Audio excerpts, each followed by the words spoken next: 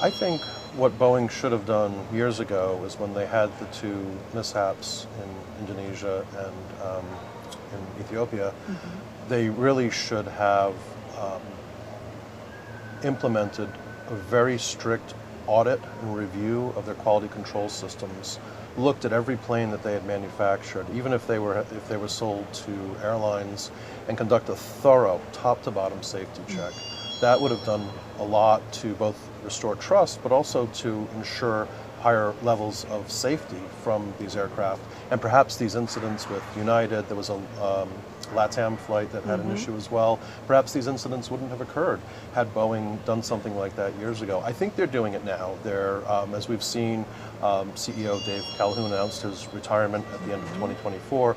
Larry Kellner, the chairman of Boeing, resigned a few weeks ago. There's a new chairman in place, and it sounds like he is implementing some of these checks to go through their manufacturing processes and really look at every step in that process and make sure that there are certain safety standards that are adhered to, that there are certain things that are not cut short or rushed.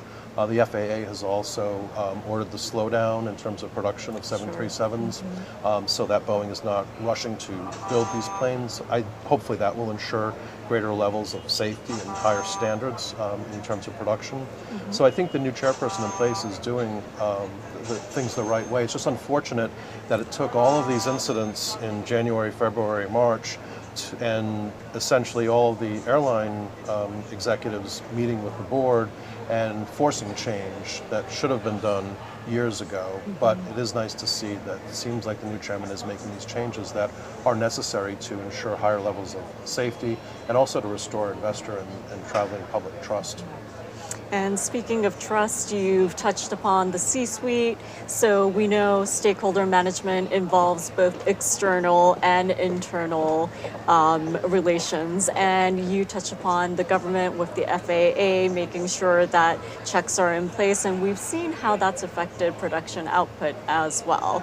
But when it comes to internal stakeholder management, we heard about the whistleblower when it comes to safety standards. You can imagine a huge organization like Boeing, there must be a little bit of concern for internal stakeholders. So how would you go about addressing that from an internal perspective?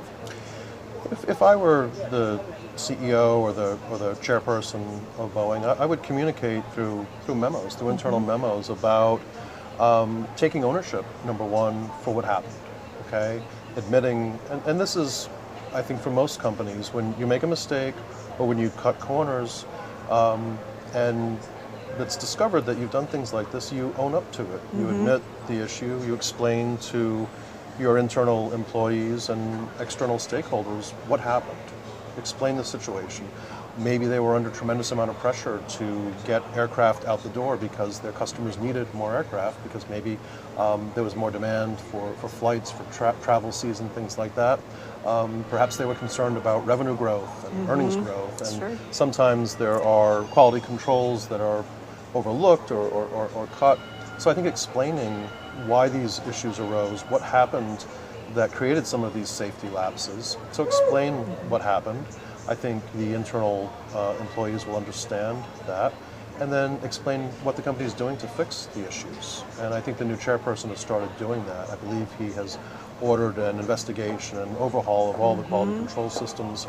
This should have been done years ago, but at least it's being done now.